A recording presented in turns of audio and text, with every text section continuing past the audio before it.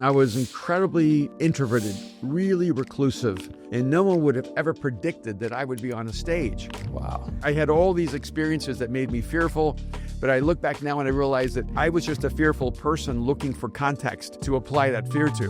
What actually shifted for me was having things I needed to say that I believed would change people's lives. The possibility that the love we're searching for actually is found in God was really, I guess it was overwhelming for me. I was trying to figure out how to have meaning. I was trying to figure out how to have purpose. And all of a sudden, now my life is flipped. I have now experienced unconditional love. I can actually live from my value, not searching for my value. It changes the way you walk into the room because you're accepted, loved, and validated. And now you can just go and take on the great adventure of life.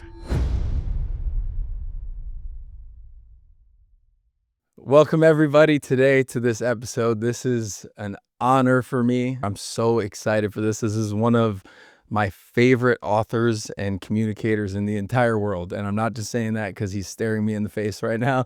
I really mean that. I have watched everything I think that you've put out.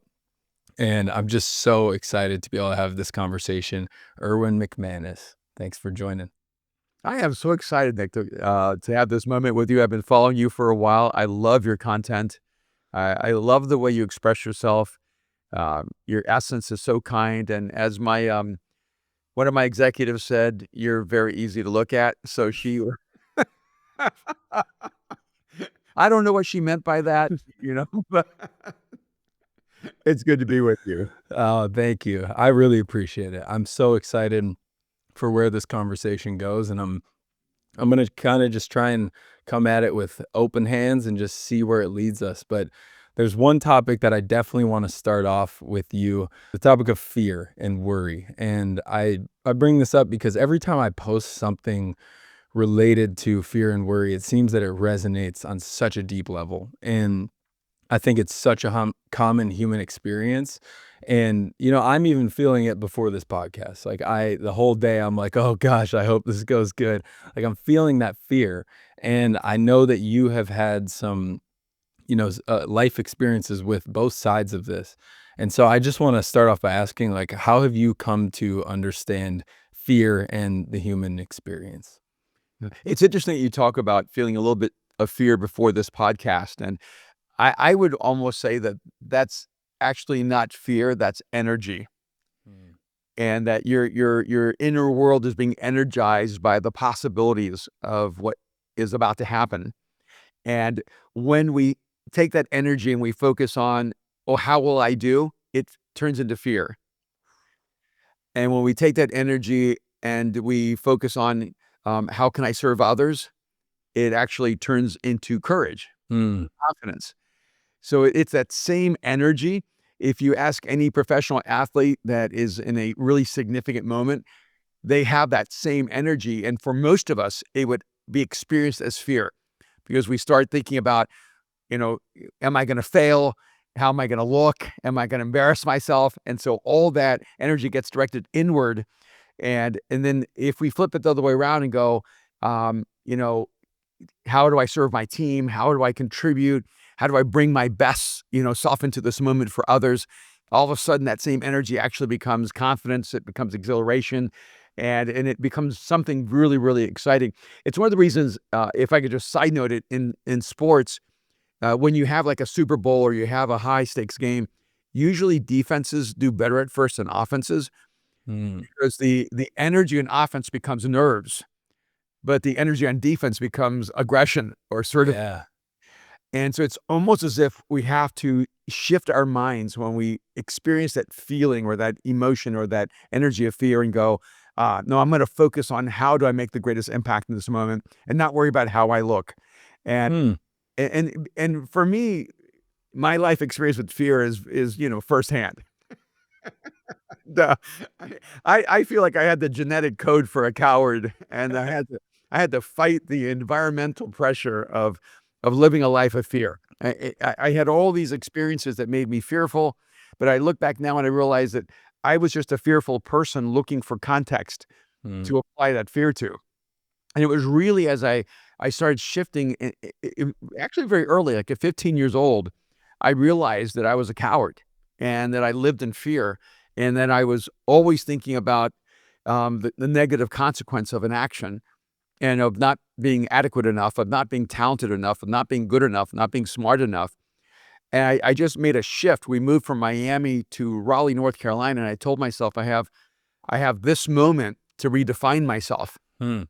And that was really the first time in my life I realized that my internal mental structures could actually have a significant effect on my experience of life. Wow. I didn't change what was going on inside of me. I changed how I related to it. And so as I felt fear, I actually moved more assertively, more aggressively in that direction. And so I used fear um, as as almost like a green light rather than a red light. For so long, fear was a signal to stop, and I shifted it to make it a signal to go. Hmm. And I became what other people thought was reckless. And in fact, I remember I took this assessment once years ago, and it on risk, and it put me in this category called Brinksman, which meant irrational um, level of risk that may endanger themselves and others. And I realized, wow, I've come a long way from being a coward to being a reckless adventurer. And frankly, I love the shift. How how does fear, like, serve us? Why do you think it's there in the first place? Because it's gotta have a purpose, right? Oh, absolutely. When people say they have no fear, I'm going, I don't know. That may be a lack of intelligence. Uh, I think a part of the problem is that highly intelligent people can be very afraid Mm, because they can look at all the consequences, all the negative scenarios. They can overthink every moment. But fear is actually a survival mechanism. You know, if you're hunting in the Serengeti and you see a pride of lions moving your direction, fear is a very intelligent, natural human response. It will actually cause you uh, to make a choice for survival. And it's really how you deal with that fear that will determine your future. If you're paralyzed, you're going to be eaten. mm, You know, if you're mobilized, you're going to survive that moment.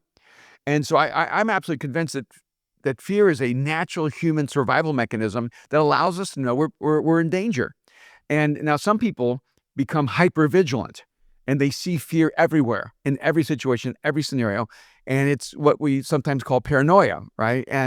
But there's an aspect of hypervigilance that's actually really, really significant and helpful and dynamic because if you're in the middle of the Middle East, in the middle of a military conflict, hypervigilance is probably going to keep you alive mm. because you're looking 360 degrees for every potential danger, and you have an uncanny ability in those moments to identify danger before it actually activates itself. And so I see fear as not a negative experience, but just an initial response to an environmental change. How I respond to that emotion makes me a coward or a hero. Hmm, yeah, and it feels like in the modern kinda world that we live in right now, there's more opportunities for that fear to be ignited. Well, it is, and I think there's also maybe like, if I could use the phrase, an evolutionary shift where, once our fear was based on actual dangers, Mhm. and now we have fewer actual dangers. So our fear is activated by perceived danger. Mm. And so now we become fearful not of being eaten by a predator, but we become fearful of being slandered on social media. Yeah. We become fearful of being shamed publicly. We become fearful of others not liking us or loving us or admiring us.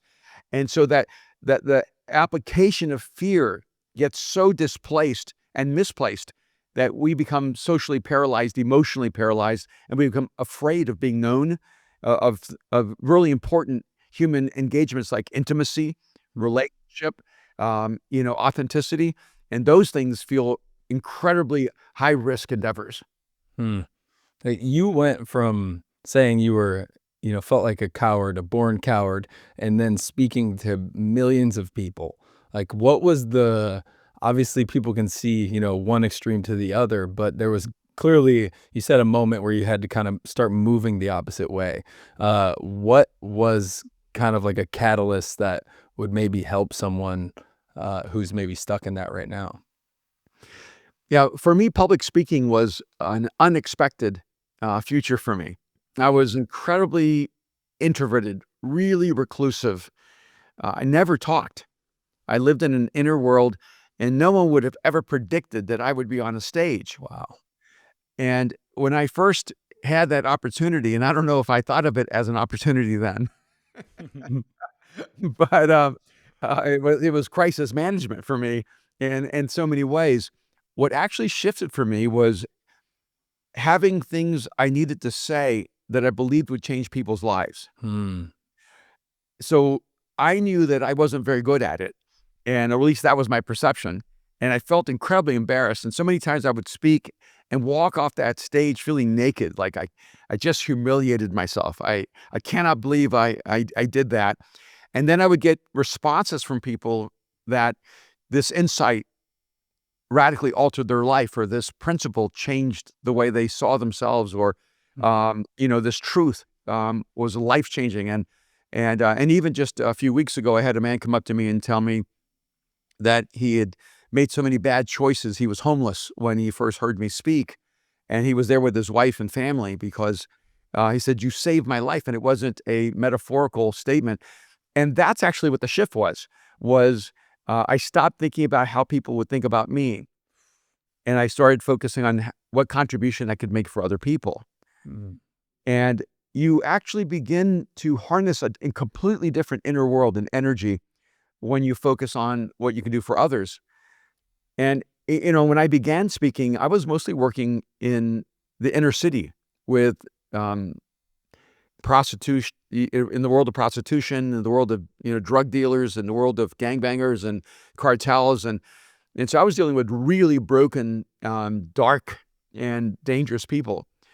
And so I had to learn how to, capture, an audience really, really fast. Mhm. And I also had to learn how to, earn the right to be heard a second sentence. And it really adjusted the way I communicated because, I would walk into situations knowing I could very likely be killed, and it might be the last conversation I have. And so I began to make every conversation count. And I think a lot of us act like we're gonna live forever, and so we never really harness our full potential. But I had the great benefit in my 20s of not knowing whether I would live another day, Hmm. and it really helped me develop, um, the skills of taking fear and turning it into a fuel that gave me courage. It it's like you added a fear that was stronger than the one you were experiencing. Like, you were gonna go speak, which is fearful, but Mhm. why not add in the potential for dying? And then you really the speech doesn't seem that intense. Oh, Uh, yeah, it gives everything perspective. I love what you said about, shifting things to, like, an outward intention. So, I can relate so much to that because I was chasing music prior to this, and, uh one day it kinda clicked when I read this book, The Go-Giver, that life was more about giving than it was about me, being perceived as successful or cool or whatever it is.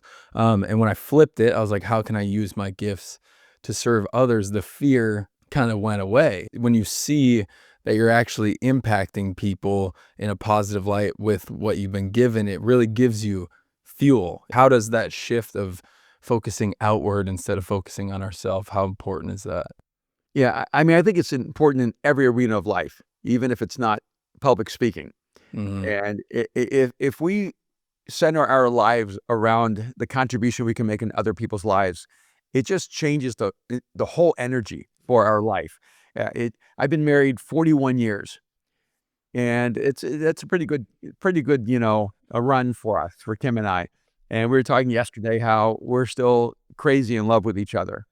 That's And amazing. and what has actually made it work is when we stop focusing on what the other is supposed to do for us, but what we can do for the other. Hmm. And because my marriage doesn't work well when my measure of our marriage is what is Kim doing for me. The measure of my marriage works really, really well when I'm asking, what am I doing to make Kim's life better? What am I doing to Mhm. enhance her journey? What am I doing to give her greater happiness or greater joy, greater fulfillment? It just changes everything. And because now the texture of our marriage is dependent on my choices, not on hers. Hmm. And if you apply that to every arena of your life, it just changes everything because a lot of people are unhappy because their happiness is dependent on other people and their environment.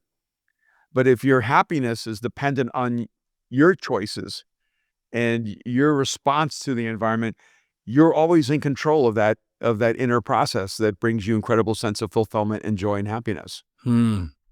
Yeah, that's incredible. I was reading Meaning of Marriage a couple days ago by Tim Keller, and Mm. he says mutual sacrifice leads to mutual fulfillment. It's just so opposite to me of what I had, because I only became, Christian about 6 years ago, and that's when that concept was introduced to me, and it's so opposite of what I thought I was supposed to do in relationships. I thought I was just supposed to look for the person that made me the happiest all the time and met all my needs. Why do you think we've kind of gone that way in the world? Well, I think part of it is that we all have this massive vacuum inside of us. This need to be loved, this desperate sense of finding our value, our worth, our the elusive nature of having a sense of identity. And we put the weight of all of that Mm, on another human being. Your job is to make sure I feel worthwhile, that I have value, that I have an identity. It's just way too much weight to put on another human being. And so if I expected Kim to be my source of value and worth and identity and purpose, um, I mean, I don't think I would have survived 5 minutes. And, it's just not her job, and I think you should not make it someone else's job to make you happy. hmm. You should not make it someone else's job to make life feel worthwhile and valuable. You should not make it someone else's job to give you your sense of identity, and that's your job, and that's what you bring to the relationship. The thing for me that really shifted this was a relationship with God, and I know you have talked about that, preached on it a million times. How does that shift things? Let's say you're really focusing on trying to find that joy from the career, you're trying to find it from the other person.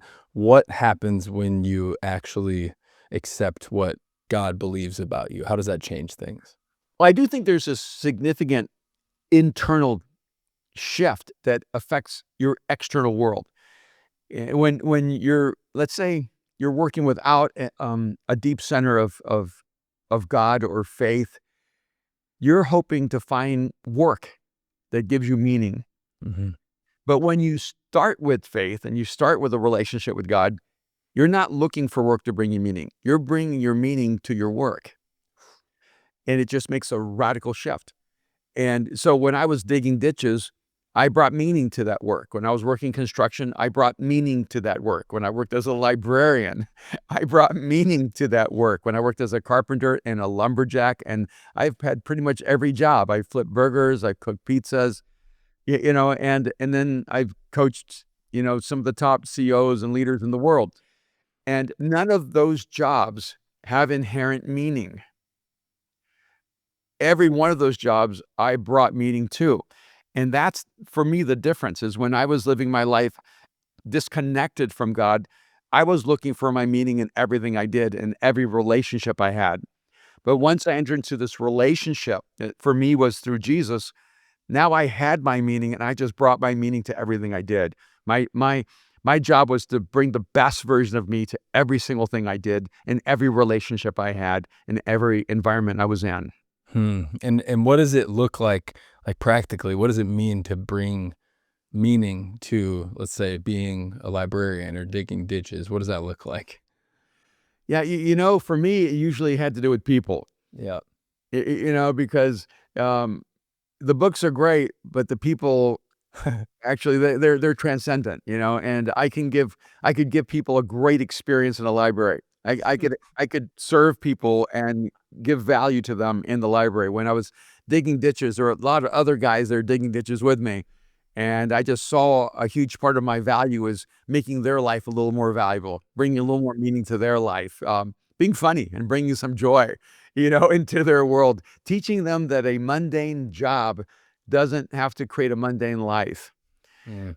And so I always found a way to make anything and everything fun, in my life. And I think a huge part of that is that if you show up at work hoping that someone brings you hope or brings you joy or brings you life, you're gonna just be a consumer. You're gonna be sucking the life and the hope and the joy out of every person, every moment.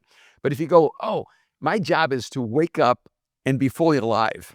Mm. My job is to be filled with hope and to be filled with joy, to be motivated by love and to bring that everywhere I go."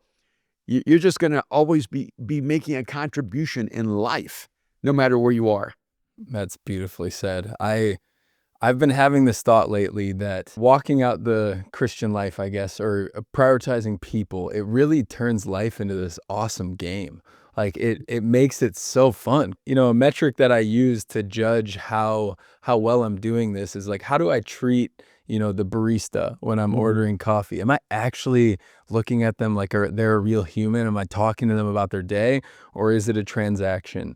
And I came from the world of transaction. Like I didn't know that I could potentially, encourage that person and then spark a conversation that would lead to a connection that would change my whole life. Like I just love the game of it that comes from prioritizing people, and it just makes it so much more fun. It is. I don't know why, but this, moment in my life just came to mind where, w we had, a guy from El Salvador who was mowing our lawn, and, we paid him whatever, $50 to mow our lawn, and one day I went outside, and he was just sitting on his truck, and he was actually crying, Mm. and I went and asked him what's going on, and he said, "Somebody came and just stole all my equipment, and this is the second time they've stolen everything, I just can't afford to replace it." And so I said, "Well, looks like we're going into business together." And so I financed him buying all of his equipment, and then I said, "But I'm not just gonna finance your equipment, I'm gonna teach you how to go from mowing lawns to owning a lawn company." And so then the next week, he comes and mows my lawn and doesn't charge my wife anything, and I called him up and I said, "You can't do that. We're in business together. You can't afford to, give the lawn away for free and mow the lawn for free." And a year later, he has bought a home. He has employees. He never mowed my yard anymore. He had his team mow our yard. And when we moved to a bigger house, he said he couldn't do that house. And I said, "No, you can. We're going to teach you how to scale your company." And it's one thing to have someone that comes mow your lawn and you don't see that person. Mhm. But it's another thing to see a human being and realize that his tragedy may be your opportunity to make someone's life incredibly better. And maybe it had no small effect that I'm actually from El Salvador, Mhm. and I'm an immigrant from El Salvador. Spanish was my first language, and I remember when I was working construction, sitting there eating sandwich, out of um, a brown paper bag, and one day my wife and I were walking by some construction guys sitting on the side of the road eating their sandwiches out of their bags, and I said to my wife, "You know how people say there but by the grace of God go I?" I said, "That's not my case. That was me. Mm. I was the immigrant eating my sandwich on white bread out of a brown paper bag, taking my break working construction." And I think once you realize that, um, sometimes when people come into your life, you're the intersection that helps change their future. It changes everything because I was that guy, but there were people who stepped into my life Mm. and they helped elevate my life and they believed in me and they saw potential in me that other people did not. And so I just try to spend my life going, how can I enhance someone else's life and change their future?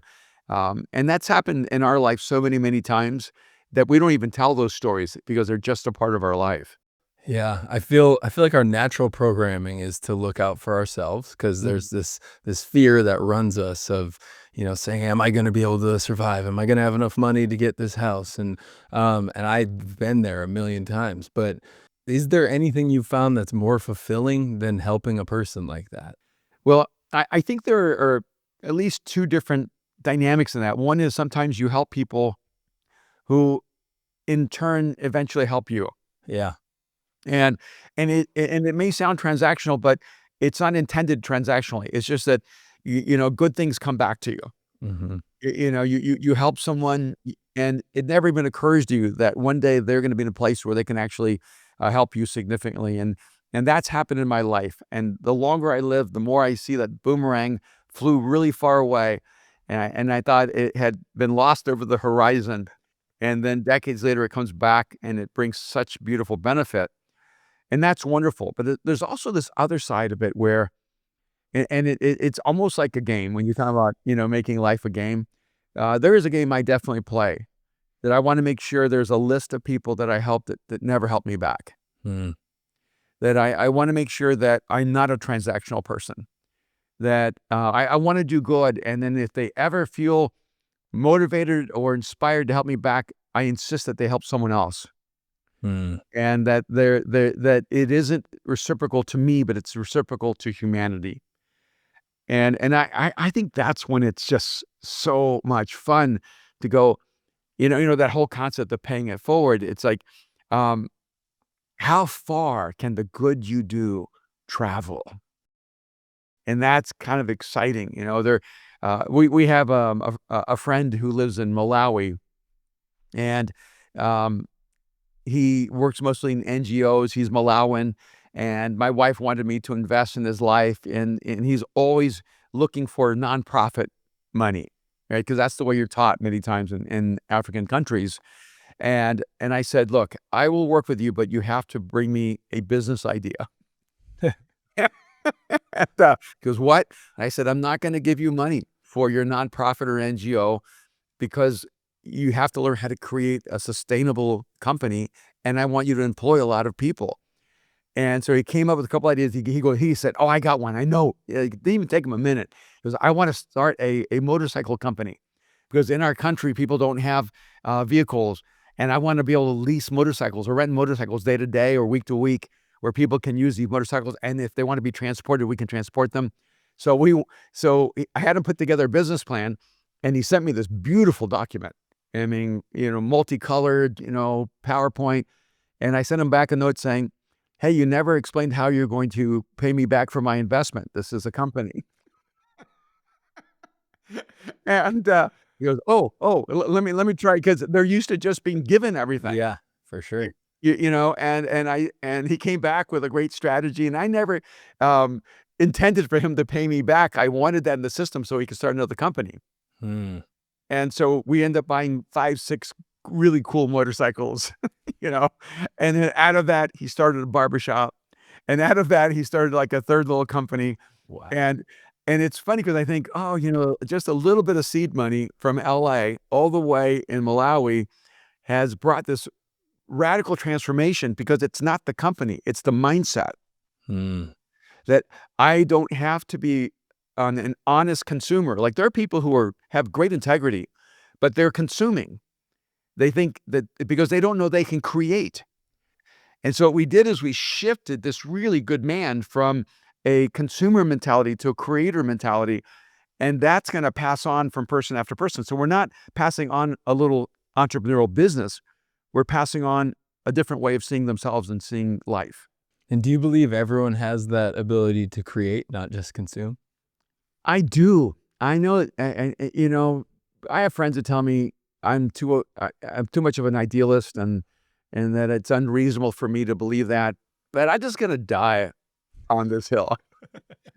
I just think every human being has creative capacity, and that sometimes we're willing to take way too small of a paycheck to conform than instead of to create, because to create takes greater risk, and it takes more of yourself, and it takes you finding a level of comfort with failure. And so, if you get a job, and I'm not against that, and you get a paycheck, that's great. But make sure you're getting a paycheck to do what you love to do, or do something that gives you meaning and significance. And so a lot of times I say to people, look, even like work for me and then learn what you're doing, and one day start your own company. Like, make sure you learn what will what will be the seed of something that you can create one day. And I think a great evidence of some sense of the generosity in my life is how many people have started their own businesses that have left. working with me. How does someone become comfortable with failure? Because that's a hard thing. Yeah, I think I'm really good at failure. Yeah, yeah. Yeah. So, I have so much experience with it, and I guess familiarity creates comfort, right? Mhm. I'm very familiar with failure. I think some people only fail once and then never try again, Yeah. and so they're never comfortable with it because they just didn't fail enough times. And so I tell people in their 20s especially is fail a lot. Fail as much as you can. Failure must not define you. Mm. And I think it's interesting.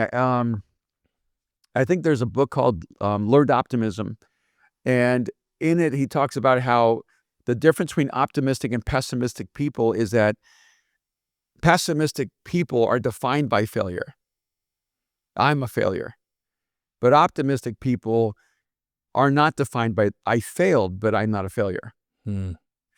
And I think that's a huge part of it is that, for whatever psychological reason, I'm, one, predisposed to try things that I will most likely fail at, but I'm also psychologically predisposed to not define myself by those failures. And when you're not defined by them, you can actually rise above them. When you are defined by them, you end up living in them. It's kinda like shame, I guess, that you make it an identity thing about yourself, but I also heard you say to try something that you would do even if it did fail. No, it's doing something that matters so much to you that even if you fail, it was worth your life. And I think that's the reason many times we're afraid of failure is that we don't have something that matters so much to us that even failure is worth it because you should give yourself to it. And if I could just give like a harsh maybe metaphor, if your, 4-year-old daughter is drowning in the ocean off a boat, you may not be able to swim, but you're going to go try to save her because the outcome is worth the risk of failure. Mm. And I just think sometimes we don't have things worthy of our lives. And the reason failure doesn't seem to be a non-negotiable is because what we're aspiring to accomplish isn't valuable enough. And when you understand that you're here on this planet for such a short amount of time, and you have a limited amount of good you can do, to do less than the good you're capable of doing to me is a tragedy. And so failure is not an option because there are things that I can see that I have to pursue, things that I carry inside of my soul that are important enough to give my life to. And I have no control over the ultimate success or failure of many of those endeavors. I do have control of how hard I give myself to it. How do you think understanding what Jesus said about our life, determines what we decide is so important that we give our life to? Well, it's interesting because before I became a person who believes in Jesus, I was a person who believes in Socrates. And Socrates was one of the dominant voices in my life. And ironically, one of the things I admired about Socrates is that he was willing to die for his convictions. Mm. And it was one of the things that aspirationally pulled me into his narrative. And then when all of a sudden I realized that there was a person named Jesus who so believed in humanity that he was willing to die at the age of 33. Socrates was over 70, so it's like, he's giving up a few years, but not the bulk of his life. And, but here you have Jesus in the prime of his life, and his willingness without any hesitation to give his life on behalf of humanity was really compelling to me. And in fact, if anything, it's one of the things that seemed to me to be compelling enough to pursue it. Because when I looked at, other world religions, it was always what I needed to do to get to God, what I needed to do to get to enlightenment, what I needed to do to get to whatever state of being. And then the narrative of Jesus was what he did to get to me. It changed everything for me. And I don't understand many things, but when I think about love, I think that the ultimate expression of love is sacrifice. So then it makes sense to me that if God is this ultimately loving being, that the story would end up with sacrifice. And if you're the person of greater power, you're the one who initiates the sacrifice. You don't expect the person who is powerless to sacrifice for you. You who are more powerful sacrifice for them. So the whole idea that we had to sacrifice our lives for a God who was indifferent did not attract me at all. But the moment I hear this, that there's a possibility that God actually sacrificed his life on my behalf, it was at least really compelling. And I remember thinking to myself, if this isn't true, it should be. Because every human being longs for a love like this. And then the possibility that the love we're searching for actually is found in God was really, it was, I guess it was overwhelming for me. Hmm. And it really shifted the whole, I think, intentionality of my life. Because I feel like up to then I was trying to figure out how to be loved. I was trying to figure out how to have meaning. I was trying to figure out how to have purpose. And all of a sudden, now my life is flipped. I have now experienced unconditional love. I have absolute meaning and intention in my life. I can actually live from my value, not searching for my value. And it changes the way you walk into the room because you don't need anyone in there to accept you, love you, validate you. You're accepted, loved, and validated. And now you can just go and take on the great adventure of life. And does that sacrifice kind of replicate what we're supposed to do? Like, is that where we find that thing that's so meaningful that we're willing to chase it? It's something we're willing to kind of give our life to. Yeah, and it's almost like a mirror of illusions, because until you step inside of it, what you think it is, it's God saying to you, you need to sacrifice your life, Mm. and give it all up. And you're like, that's a lot. And then when you actually see through the distorted mirror, you realize, oh, what he's actually telling me is the life that's bigger than the life I have can only be experienced if I give up the small life I have. And so he's asking me to sacrifice what I have, not so that I come to nothing, but to sacrifice all that I have so I can come to everything. And that is what is, it's just so hard to tell a person, I know it sounds terrifying to give up your life for love, but the moment you do, the universe is going to expand from you. And you're gonna see everything so completely differently. That's amazing. It's one of the crazy things I've realized about Christianity. Everything's the opposite. Like, it sounded like a horrible idea when I first heard it. Like, the idea to, if like you want to not worry about finances, give more. If you want a better relationship, sacrifice. It's like, this is not the answer I wanted. 'Cause it sounds hard, but it actually, every time I step into it, it leads to such a fuller existence, and it blows my mind every time. Yeah, and it is hard, it just also is true. Hmm. All the best things are, huh? Yeah, yeah, there's nothing good in life that comes easy. Everything takes work, and we're designed that way. And, you can't achieve greatness if you're not willing to do hard work. And you cannot become the best version of you if you're not willing to put the work in. And maybe that's the flip side of it, is that sometimes people hope that faith will make life easy. Hmm. And actually what it does is it makes life harder because the standard you now carry for yourself is much higher. Yeah. And it is so much easier for me to be bitter than to forgive. Bitterness comes naturally. Forgiveness takes work. It's easy for me to be discouraged, to feel depressed. It's hard work to have hope and optimism.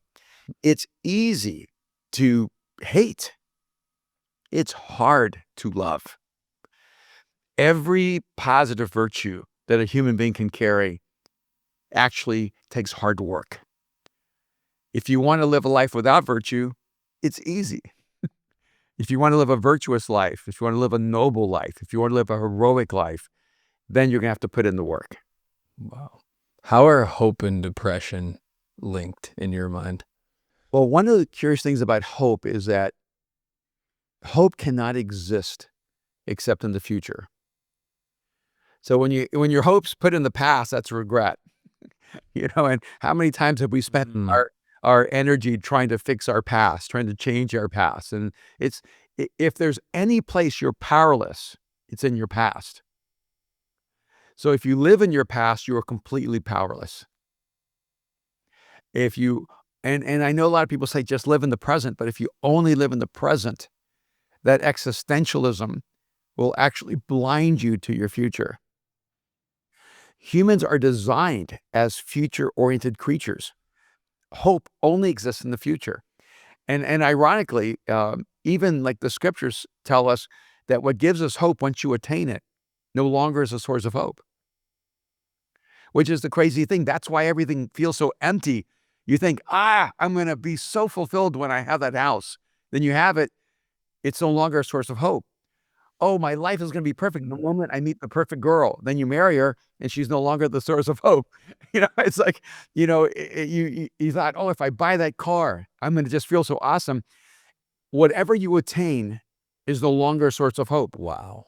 Hope only exists in the future. So what that tells me is that humans are designed to actually be future-oriented creatures. And what really, to me, elevates it even more is when we realize we're the only species of the 8.5 million species or 30 million species on this planet. No one knows exactly how many. We're the only species that actually perceives the future. Wow. Every other species is completely present-oriented. And on top of that, we're the only species that can create the future. And what we don't realize many times is that this is the design uniqueness of the species of human.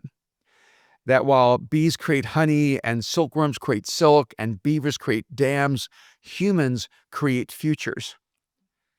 And so the moment you stop having hope, you stop creating. So now you become a victim of whatever future is being created, rather than a creator of a future that you can imagine.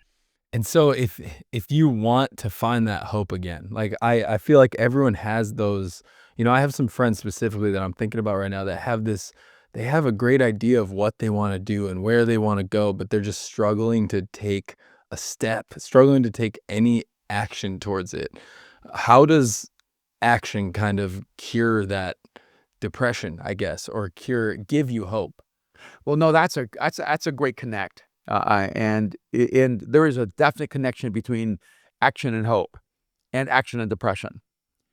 Because if you've ever had a friend tell you that they're changing, or they're going to change, they're going to do something differently, you know when they're lying.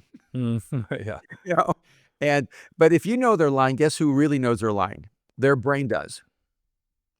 Your brain knows when you're lying to it, because the only language your brain actually speaks is action. And so if you say, I'm going to lose weight, and your brain says, but you're still eating that pizza, Hmm. and you're still not going to the gym, your brain knows you're lying. The only way your brain will actually restructure itself is through a changed action. And so if you could just go, all right, the only language that my brain will respond to properly is action. Stop saying, I'm going to do this in 20 years, or I'm going to create this in 10 years, or I have a vision for this. Start saying, I'm going to do this right now to get where I'm going. And so you want to ask yourself, are the choices you're making today aligned with the future you're trying to create for tomorrow? And then for me, from a spiritual side, I actually think that this is the unique spirituality of humans, is that humans have the ability to choose. And on our wall, my wife had a quote from my book, Chasing Daylight, that said, the most spiritual act you will ever do today is to choose. And I am absolutely convinced that the image of God in a human being is the power to choose that creates a future. Mm. And if you could actually see choosing as a spiritual act, which is why I think every human being is spiritual, whether you believe in God or not, because the moment you choose, you create. You create a life you don't want, or you create a life you do want. I love that. There's a lot to unpack there. I've really seen with this taking steps in my life, I've just become a huge fan of like, what's the minimum viable product here? What's the minimum viable action? Yep. What's the smallest possible action I could take that would give me some type of evidence that I might be going in the right direction? It's so true because if you wanna have the world's, most influential podcast, you have to have the first one that no one listens to. Yep, exactly. You and a lot of people give up after the first one because no one listened, not even their family. Mhm. Yep. And and you don't realize that it's the repetition and the refusal to quit that is actually the material from which the future is created. Mm. But I love that. It's like the smallest viable action. Yeah. I sometimes I tell people, I said, "Look, everyone's even by accident achieved 5 minutes of greatness." Like, the 5 minutes where you just kinda think, "Hey, I'm awesome," you know? I love what I did, and you don't maybe say that to anyone, but you have 5 minutes of greatness. I go, "If you can have 5 minutes of greatness, you can actually have 10, and you can have 30, you can hour." What you have to do is figure out what got you to those 5 minutes of greatness, and you have to take that on as the pattern for your life, because you didn't just jump into it, you actually worked into it, and then that moment came. And so when I was 29 years old, I had about 30 minutes notice to speak in front of 20,000 people when I had never spoken to more than 200. And so I went from 200 people to 20,000 with 30 minutes notice at the age of 29. And when the guy came up to me because the speaker didn't show up and they couldn't find the backup speaker, and I was back there volunteering because my wife worked for this company. And this guy saw me in my blue jeans T-shirt. I was working in the hood, and uh, and he just thought, I think this guy's gonna would relate to all these college and high school students, and packing this reunion arena where the Dallas Mavericks played basketball, and that moment was really seismic, and it was significant in shaping my future and allowed me to end up speaking to millions of people around 80 countries around the world. But what no one could see, because they thought, "Wow, you just had natural talent," is I'd spent 10 years speaking on street corners and working in, like, festivals and talking in middle of government projects to gangbangers, and I had been refining my skills where no one was watching. And let me tell you, when you have 100 gangbangers in an outdoor in park, and you're talking to them, I'm having to deal with hecklers. I got people yelling at me, talking to me, and I'm learning to do stand-up comedy at a level that you don't learn if 60 people don't have guns. And you know, and so when I'm speaking to 20,000 high school and college students, that's the safest room I'd ever been in. And and so what happens so many times is that our 5 minutes of greatness are actually lost because we didn't realize the process of preparation that allowed us to step into that moment, and it's usually those small incremental. I was speaking to 5 people because only 5 people would listen, and I'd speaking to 15 because I got 15 people to listen, and and it grew, and I didn't know, in a sense, that I was being prepared for much more significant moments. I've seen it so true in that 20,000 moment. Like sometimes there comes a moment when you just scare the crap out of yourself and then everything else seems so easy. Like everything under that or after that, before that, it all seems small. And I think that that's a huge part of the process too, just Absolutely. overextending. When that guy told me, and I started laughing, I think he was joking with me. He had to grab me and start shaking me, saying, "You're going to speak in 30 minutes." I went into a little room, closed the door, laid on the ground, and started weeping uncontrollably. I was terrified, and the only real transition I had to make was, "This isn't about me." Hmm. And maybe what's inside of me is what these 20,000 people need. And if I can just not worry about embarrassing myself or how I look, I have an opportunity to make a contribution that could change people's lives. And I needed those 30 minutes not to prepare my talk, but to prepare myself. Yeah, that's so important to take away from this. And like I went on a walk right before this podcast because I'm scared to do this. This is a new thing for me. I'm like, am I good at asking questions? I don't know. And so, but I go on a walk and I had to do that exact same shift of like, this isn't about me. If someone gets benefit from this, it's worth it. It's almost like makes it worth my pain and agony of going through this for someone else's and not that this is painful, but the I'm pride hearing you. beforehand. I'm contributing to your pain and agony. I appreciate that. Oh, man. Yeah, that's so important to just shift it outwardly. Um, do you mind if we shift to your book? I wanna take it there for a little bit. I Of course. really I really love your book on communication, and I know this is a topic change, but, I have it here. It's called The 7 Frequencies of Communication here. It's all bookmarked up, but this was an incredible read for me. I love books that can help me to kinda understand different people's ways of approaching life and approaching communication, and it helps me to, like, understand my friends and why they're coming at it from a different way than I would, and why I'm maybe more vulnerable than they are, and they can see the path easier than I can. It's so fascinating to me. So if you wouldn't mind, can you just go through the 7 different types of communication that you have developed and brought to this book? Sure, sure. Let me just give you a summary of the 7 frequencies with a small, description of each one. The first is the motivator, and the motivator frequency is a frequency that's really optimistic, really positive. They only see the best in people. They only see the good in people, and they bring massive energy to the room, and they actually deepen a person's self-belief. When you experience the motivator frequency, you start believing you can. And then you have the challenger frequency, and the challenger frequency is different. Motivator wants to help you believe in yourself. The challenger wants you to know there's more in you than you think.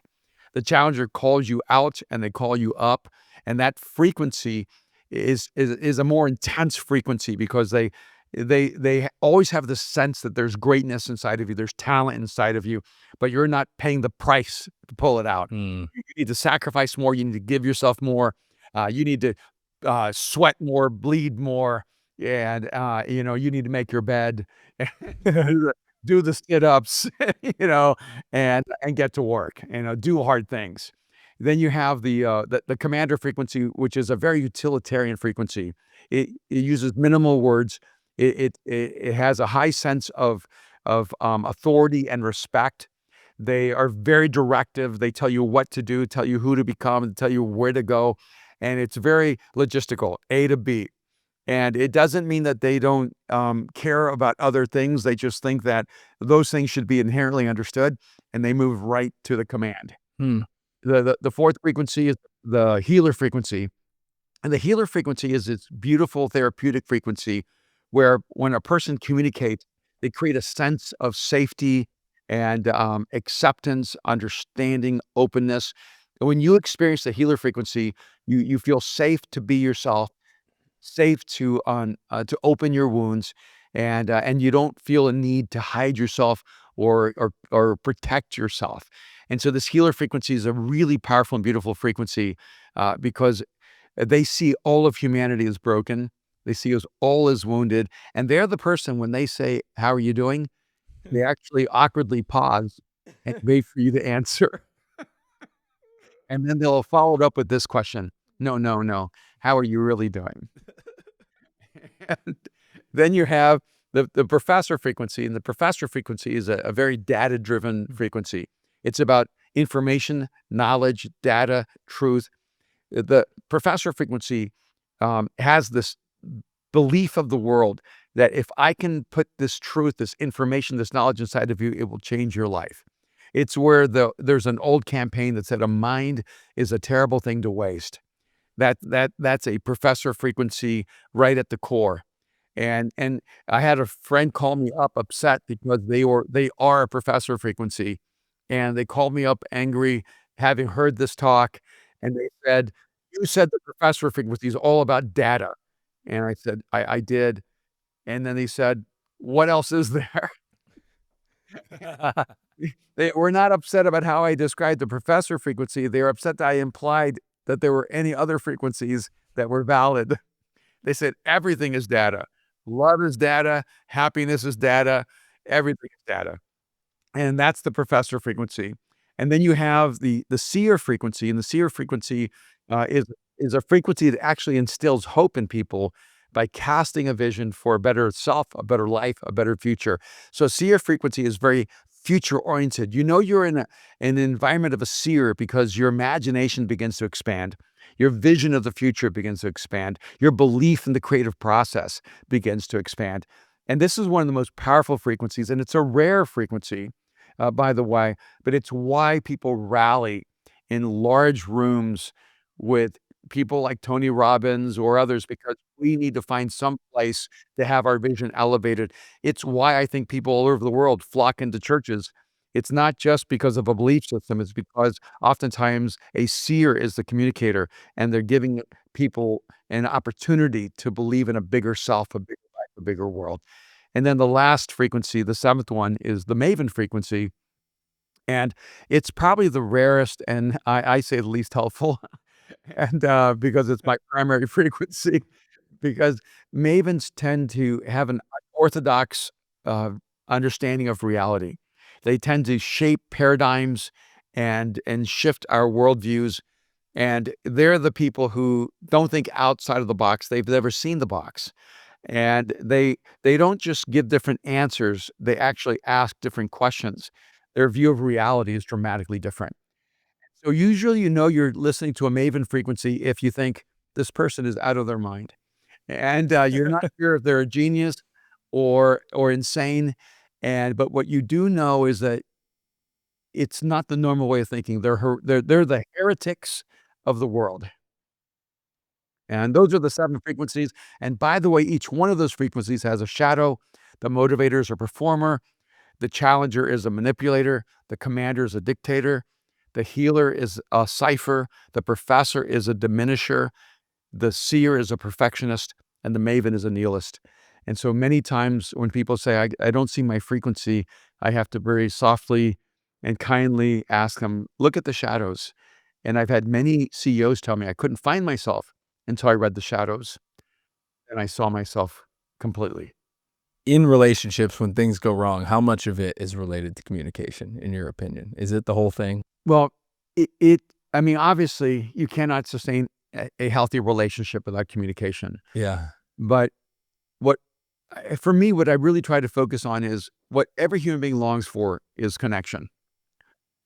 And a relationship ceases to work when the connection is lost.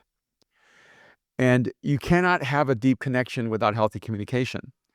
And so even though I wrote a book on communication, my ultimate desire is to create deep connections between people, and deep connection between a speaker and his audience, a deep connection between a husband and his wife, a deep connection between parents with their children. And if we don't understand that people may speak the same language, but they're not on the same frequency, we won't understand why we keep missing each other.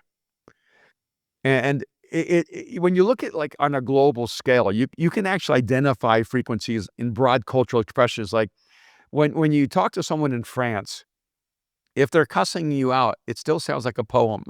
You know? But if you hear someone in German or Arabic, they may be telling you they love you, but it sounds like they're really angry.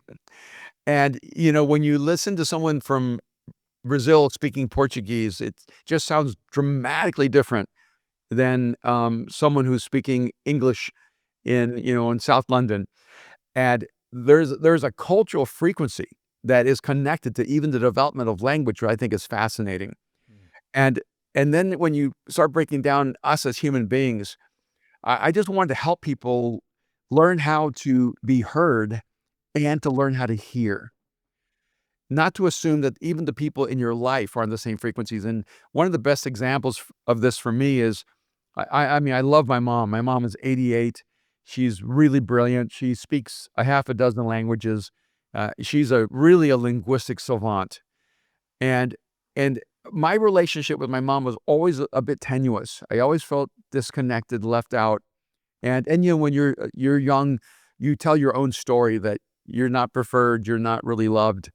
And I have a brother who's 2 years older than me, and we were in the same grade, 1st through 12th grade, so I thought we were twins, and I was just anemic. I didn't know I was 2 years younger. And, uh, and him and my mom seemed to have, like, this instantaneous connection. And so my interpretation of that was she loves him more, she prefers him, and I'm left out. And then when I gave her the assessment, her number 1 frequency and number 2 and number 3 were my brother's number 1, number 2, number 3. They were just always on the same frequency. She just understood him, and there was a natural connection. And then my mom's number 7 frequency, because I have access to all 7, my mom's number 7 frequency, the one that was lowest, my mom is such a great world-class communicator that 5 of her frequencies were really high. But then the one that was just way at the bottom was my number 1 frequency. And so I realized that it was that she just had a hard time understanding me, that we couldn't get on the same frequency. And then when, of course, when I became an adult and years passed, she would always say to me, "Honey, I'm just so sorry. I just couldn't understand you." And this is before I even created the 7 frequencies of communication. She was literally saying to me, "I just didn't understand who you were. I didn't understand you. And I was trying to make you better and, and help you fit in, even though I didn't realize that you were just different." And that's what we do so many times. When someone's on a different frequency, we think they're just the wrong person. They think the wrong way, because the 7 frequencies isn't simply about a frequency of communication. It's about a neurological pattern of thinking, processing reality, and then expressing that reality to other people. And so it's integrated to who you are as a human being. And so I look back and I realize my poor mom, I was impossible to understand, you know, and she probably tried twice as hard to make sense of what I was saying and doing, and than she had to with anyone else in our family. And I didn't understand or appreciate that, because I didn't know why I felt so different or so isolated. So you can't expect that everyone in your life even has the same frequencies. Hmm. My wife and I have completely different communication frequencies. And, there are 7 of them. There's the motivator, the challenger, the commander, the healer, the professor, the seer, and the maven. And I kind of joke about it because my wife's number 1 frequency is the commander. And so she processes information in a very utilitarian way. She minimizes language and she just tells me what to do. Mhm. And, uh, and she's not mad. She's not trying to, control. It's just the way she communicates. And if 41 years of marriage, wouldn't have happened if I didn't understand that she just communicates on a very different frequency. And so the last thing she usually says to me at night is, "I'm going to bed, turn off the lights, lock the doors." And I always turn off the lights, and I always lock the doors. But but she just goes down a series of commands, and it's her way of saying, Please take care of me, Hmm. and I trust you." And so I add beginning and end to her language. I create context, and, but when you have, like, your number 1 frequency, if I can out you, is a motivator, Yep. and, but then you're a healer and a seer, and I would say with you, and I haven't looked at your numbers precisely, that all 3 of those frequencies are actually extremely high. Hmm. And people who really focus on the art of communication access more than 1 frequency. We're not static, we're dynamic creatures. And I feel your healer frequency. It comes across so strong, and your motivator frequency. And it's these 2 frequencies going, uh, "I believe in you, and you're safe here." Hmm.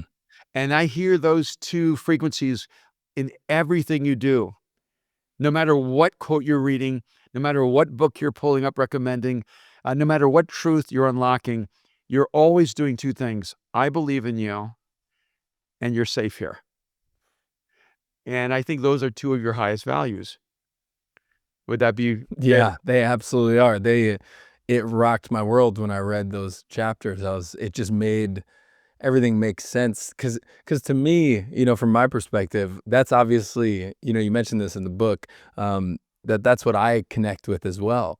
Like Mhm. when someone is willing to tell me that their life isn't perfect and then motivate me, like that gets me every time because I want to see the relatability of humans. Like I want us all to know that like no one has it figured out, man. Like none of us have it figured out. And I sometimes make a, you know, a point to do that because I think it's important, but it really showed me how why I connect with those type of people and why I feel it's so important for me to show up that way on social media. You just hit it right on the head. Yeah, and my daughter Mariah, she's a challenger, and so even when a challenger is trying to speak like the best positive thing, it comes across like a challenge. Yeah. I just saw her 2 days ago. I just got back from a tour, and she said, "Dad?" It's just like the way she said "dad" is a challenger, I'm telling you. And, she goes, "Dad, are you happy?" And I, said, yes." And she goes, "No, are you happy? Are you sure?" And I said, Yeah." And, she goes, "Remember, you've made a commitment to me. You're only to do things that make you happy at this stage of your life. Do what makes you happy." And but if a motivator had said it, it would have felt very different. Mhm. If a healer had said it, I would have felt that I was having a therapeutic moment. Mhm. But my wife has this challenger, so I feel like she's setting my soul on fire, going, "You live up to your commitments. Mhm. Step it up, Dad. I don't think you're as happy as you should be. I think you're doing some things you shouldn't be doing because they're not making you happy. So step it up." And the frequency is so different that everything she says has that challenger frequency coming at us really, really hard. And she's actually a very kind and loving person, but it's powerful. She's like a force of nature. And so each frequency has a very, very different dynamic. And your third frequency is a seer frequency, which is it also encompasses the culture that you've created where you're always calling people to a future. You're always trying to cast vision. You're always trying to help people see there's more. And even just your personal, I mean, you have over 1 million people following you, and that doesn't happen by accident. It happens with a real clear sense of vision, a real sense of a future you can create. And that's why I'm saying I think your three frequencies are all pretty strong and very vibrant. Thank you. Yeah. It's fascinating for me to look at from this lens, and I'm curious, do people, uh, develop these, like, kind of as a mechanism of survival? Like, why do we become a challenger? Is it because maybe we don't feel heard or, like, we just see the steps of what's next and we feel like we need to convey it? Like, what leads to developing these communication styles? Yeah, I'm kind of falling to the genetic and environmental paradox where about 60% of our code seems to be genetic and 40% seems to be environmental. Yeah. There's no question in my mind that a huge part of these frequencies are just genetic. Hmm. I have a granddaughter named Juno, and her frequencies came out from the moment she could breathe. And I mean, it's like, and she'll grab your face and she'll say, "You can do it. You can do it, Bobby." She's a total motivator in that part of her. And then she also has this really strong commander when it starts coming out. And she says, "No." Like we said, "Juno, do you want to pray?" And her dad went like this. He goes, "No, I'm the only one." And and she's around other kids, and they're motivators or healers, or they're very different. So I think some of it is definitely genetic, and because my number one frequency is something called a maven.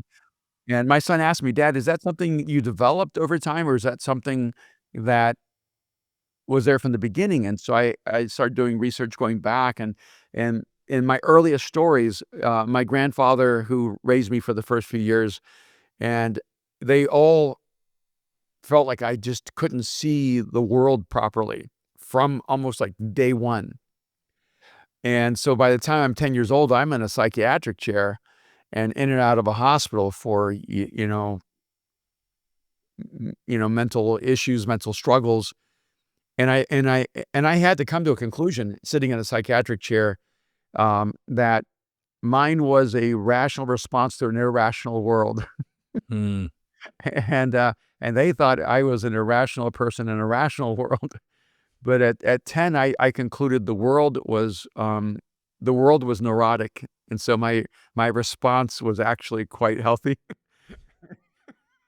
And, and so I look back and I realize that, this frequency of communication and of seeing reality was inherent. It was just there from the beginning for me. But it's also developed environmentally, and sometimes it's from the contrast, but if you're a healer, but everyone else sees it as a sign of weakness, and because, maybe you're male and you're not supposed to be that sensitive and caring and kind, it can actually be crushed and really, devastated. But what ends up happening is you don't change frequencies, you actually move to a shadow frequency. And because of pain, hurt, bitterness, of fear. And that's the harder thing, is that you don't actually change frequencies because of the environment. You may actually move into a shadow frequency. So if you're a motivator, you could become a performer, and because you want to have image management because you don't want to be Sure. hurt. You want to be loved. You want to be accepted. You figure out how to be who other people want you to be rather than who you really are. Um, healers, when they go into their shadow, can become ciphers. And so when they're using a healer frequency, they're focused on the wounds and hurts of others, and their frequency is really focused on creating a therapeutic, safe environment for them. But when you go to your shadow, you start using other people for your emotional healing, and that cipher, begins to consume people. You've probably known people who've been, drawn to you because you are a healer, and then when they're done with you, they tell you, you're not enough. You weren't there for them. You didn't show up for them. And you realize, man, I gave so much of myself to them, and they still think it should have been more. Wow. And it's because they're in a cipher frequency. And for me as a maven, my shadow frequency is what is called a nihilist. And and so frankly, I'm so grateful I found faith, because, I have the potential of being, apocalyptic. I would write Blade Runner and every movie where that, Mad Max, every movie that says there's no hope for humanity's future, that would have been the movie I would have written. And so this infusion of hope in my soul allowed my frequency to become a very positive and optimistic future. I have one friend who, when I was reading Maven, I was like, "Oh my gosh, this Mhm. makes so much sense." Like, he's very hard to understand his thought processes, but they're genius. Like, when I'm really willing to step in and listen, like, he sees the world in a way no one else sees them, and I totally see that in you, obviously. Like, the messages you come up with and are given from God. Like, they're incredible. They're so unique, and just I've never heard anywhere else. And I mean, that Maven frequency, is that kind of the product of that if it's used properly or in a healthy way, I guess? Yeah, I think, if I could look at it from an insider and outsider perspective, as an outsider, it's I can't believe that I actually believe in God and that I believe Mhm. in Jesus. Like, my brain doesn't feel structured for, for faith in that way. And because I question everything. Um, I have a deep sense of uncertainty. I'm Mhm. drawn toward mystery, and I just assume I'm wrong. You know, and, uh, and I'm searching for a clearer sense in the world. But from the inside, I go, "Oh, I think that in a sense, God brought me into his story so I could help other people who are outliers find a journey of faith." And, I was speaking in New York. This is interesting, dynamic. This woman came up to me and said, "You don't sound like anyone I've ever heard talking in church. Yeah, you don't sound like any pastor I've ever heard. What's going on?" Like, she was very, like, disturbed. And I just said, "Well, I think maybe it's because in another life I would have been a philosopher or a physicist, but I happen to have met Jesus, so I'm trying to make a contribution here." And, and she said, "Okay, that makes sense." But then right behind her was a mom with her son, and she said, "I want you to meet my son. He's a physicist." I don't know how that happened, right? It's like, it's crazy, but it literally happened in sequence, and they overheard me say I would have been a physicist. Hmm. He said, "I'm a physicist," and he said, "My mom believes in God. I've never been able to believe in God." And he said, "Today, you gave me a pathway to belief." And, like, something inside of me, I have to admit, it just felt a deep sense of connection and fulfillment, because I think that's why I exist. I exist for that outlier. I exist for that person who just can't find a pathway. It's not that they're resistant. It's not that they don't want to believe. They're atheists or agnostics or whatever, because they just can't find a path toward sincere and legitimate faith. And I think I'm a Sherpa for those people, because I've climbed that mountain, and I know the pathway back in the snowstorm. Absolutely, man. You are such a gift. I'm so happy that I found your sermons and your, Mosaic online for anyone who wants to check it out. It is such a gift to the world, and it's just unlike any other sermons I've ever heard. It's just the way that you think is so beautiful, and I'm just so grateful that you stepped into your calling with that, because I'm sure at this point you've been hearing it for 30 years, but it's like it's incredible, and I'm just so grateful that you Yeah, thank you so much. stepped into it. Okay, so I think that will wrap up our conversation. I could go all day with you, Erwin. Honestly, this has been such an honor for me to talk to you, and I hope we get to do this again. I really could not recommend this book anymore, The 7 Frequencies of Communication. All of Erwin's books, honestly, The Last Arrow, Mind Shift, I could go through all, Genius of Jesus. They're all incredible. Truly one of my favorite authors, and I just feel so grateful to have had this opportunity. Thank you so much, Erwin. Nick, this has been so much fun. I hope we have many more conversations, and I hope it's just the beginning of a friendship. Let's go. I hope so too. All I'll right. see you, man. Thank you so much. Take care. Thank you so much for tuning into this conversation. We hope you loved it, and we hope you share it with your friends. And we also hope you subscribe. It's free for you to do, and it helps us out so much. These episodes are directed and edited by the one and only Mason Allen. This show would not happen without him. I'm Nicholas John. I hope you have a great day.